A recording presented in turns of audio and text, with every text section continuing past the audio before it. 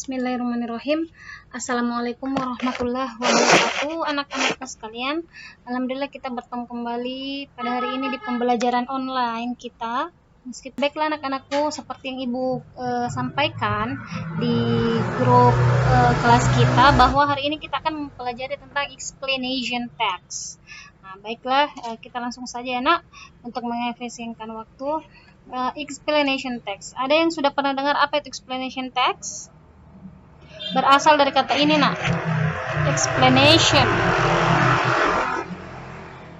Explanation itu artinya dalam bahasa Indonesia penjelasan ya, atau menjelaskan ya, explanation text. Coba kita lihat langsung saja definisinya. Explanation text is a text which tell processes relating to forming of natural, social, scientific, and cultural phenomena. Jadi kalau Ibu menjelaskan silahkan ditulis-tulis juga artinya ya nak. Mohon maaf kalau agak sedikit bising ini, karena di depan jalan raya jadi agak ramai. Ya, explanation text ya. Text explanation adalah teks atau bacaan yang menjelaskan atau menyampaikan proses terbentuknya sebuah kejadian alam, sosial, sejarah, atau fenomena budaya. Ya, jadi itu dia explanation. Kalau misalnya ada kejadian-kejadian yang berhubungan dengan alam, sejarah, kemudian apalagi nih sosial dan juga budaya, itu kita jelaskan. Nah, itu termasuk dalam explanation text. Misalnya apa? Misalnya kemarin baru-baru ini kan kita rasakan ada getaran gempa bumi ya. Kita juga rasakan di Kabupaten Sinjai. Nah, kalau kita membahasnya, kita membicarakannya secara runut dalam teks. Nah, itu termasuk text explanation. Jadi dia masuk ke dalam natural ya, fenomena natural ya, fenomena alam. Kemudian kalau sosial, kejadian-kejadian sosial apa yang terjadi di sekitar ta. Sejarah, kalau mau kita bahas sejarah. Kemudian fenomena budaya. Oke? Kita lanjut dulu untuk lebih memahaminya.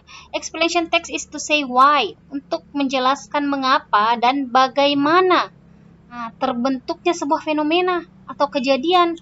Jadi itu explanation text, dia jelaskannya secara detail bagaimana caranya itu bisa terjadi. Ya. Oke, it is often found in science. Ya, biasanya kita temukan di pelajaran IPA, sains ya, geografi, dan juga pelajaran buku sejarah. Nah, oke. Kalau mau kita dapat banyak text explanation, bisa kita lihat-lihat di buku IPA, geografi, buku sejarah ya. Bisa juga buku seni atau budaya. Oke, kita lanjut. Nah, social functionnya. Social function dari explanation text is to explain the processes involved, the information of workings of natural or social cultural phenomena. Jadi social functionnya itu nak, dia menjelaskan proses, terlibat yang apa-apa yang terlibat dalam pembentukan atau bekerjanya fenomena alam atau sosial dan budaya. Jadi apa-apa yang terlibat. Jadi maksudnya di sini apa yang menyebabkan, apa yang menyebabkan, kemudian bagaimana kejadiannya. Nah, itu dia kita jelaskan di dalam explanation text. Oke, paham sampai sini nak? Sudah bisa kira-kira menerka-nerka yang bagaimana itu contohnya? Oke, bagus. Kita lanjut lagi ya. Generic structure-nya. Ya, generic structure itu strukturnya apa-apa strukturnya, apa-apa bagiannya dalam sebuah explanation text. Oke, kita lihat yang pertama. General statement. Ya. General statement atau pernyataan umum. Jadi pernyataan umum itu stating the phenomenon issues which are to be explained. Jadi dia menjelaskan secara awal, ya, menyampaikan secara awal tentang fenomena apa yang akan dibahas. Biasanya ada di awal-awal paragraf ya nak, atau paragraf awal. Oke, sequence explanation, penjelasan berurutan. Nah, di sini ini dijelaskan, Nak, tapi dia menjelaskan secara berurutan ini. Stating a series, serangkaian langkah yang menjelaskan of step which explain the phenomena, yang menjelaskan tentang fenomena, ya. Jadi dia menjelaskan, misalnya gempa bumi, kita tadi bahas gempa bumi. Gempa bumi apa-apa, bagaimana kejadiannya secara runut atau secara berurutan. Nah, sehingga terjadi gempa bumi yang kita rasakan pada saat itu, oke? Kemudian closing, nah, adalah a conclusion atau kesimpulan. Ini optional ya, Nak, bisa ada, bisa juga tidak. Tapi intinya adalah yang dua ini, general statement dan sequence explanation. General statement tadi apa? Bagus, pernyataan umum. Catat itu Dina, artinya pernyataan umum. Kalau sequence explanation adalah penjelasan berurutan. Oke, kita lanjut, Nak. Ibu cek-cek dulu lagi menitnya sudah berapa menit ya? Oh, 6 menit. Sekarang language features-nya, unsur kebahasan dari explanation text. Yang pertama, using simple present tense. Yang mana simple present? Nah, yang terpelajari kelas 1 SMP. Subjek, predikat, objek ya. Saya mau makan. Gitu ya. Saya pegang buku. Itu dia simple present tense yang sangat simple. Kemudian using passive voice. Yang mana itu passive voice? Yang baru-baru kita pelajari, Nah. Oke? Jadi dia kalimat pasif diubah menjadi, di kalimat aktif diubah menjadi kalimat pasif. Misalnya, Rina makan roti. Bagaimana mengubah ke passive voice? Bagus. Roti dimakan oleh Rina. Oke, itu dia ya. Ingat-ingat pelajaran sebelumnya, Nak. Lihat catatan tentang passive voice. Oke, next, using action verbs. Menggunakan action verbs. Yang mana itu? Grow, ya. White, no, kata kerja aksi, Nak, ya tumbuh begitu ya. Misalnya lari ke, lompat ke, ini jam, ya lompat, run gitu, oke? Kata kerja, Nak, kata kerja aksi.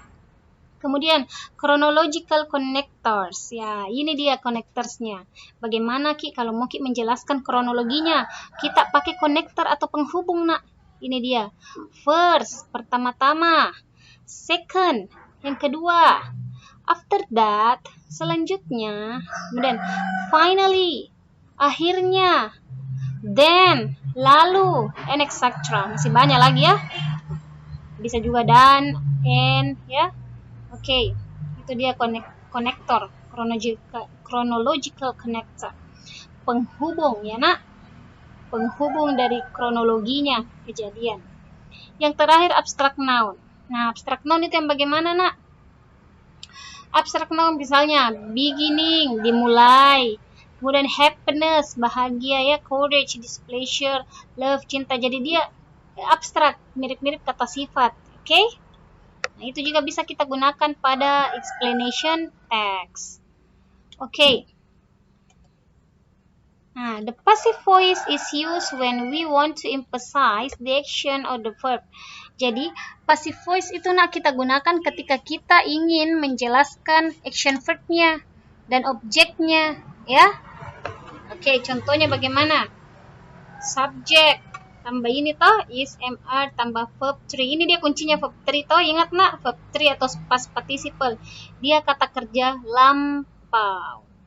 Oke? Nah, lihat-lihat catatan tak lagi toh sebelumnya. Kalau yang sudah hafal betul, yang selalu pelajari materi passive voice pasti tahu nih bagaimana itu contohnya. Oke, Nak. Nah, ini dia ada contoh dari explanation text. Nah, sudah ya, kalau untuk hari ini kita cukupkan dulu di sini, Nak, supaya kita simpan-simpan dulu lagi ini yang mana nanti contohnya. Nah, untuk saat ini saya tunggu catatan tak, Nak, dan foto tak. Oke? Nah, karena ibu juga ingin buat laporan. Terima kasih atas perhatian tanakku. Jangan lupa tetap jalankan protokol kesehatan dan jangan lupa tetap laksanakan ibadah tak di bulan Ramadan. Nah, mohon maaf dari ibu ya. Semoga puasanya lancar semua. Terima kasih, Nak. Wassalamualaikum.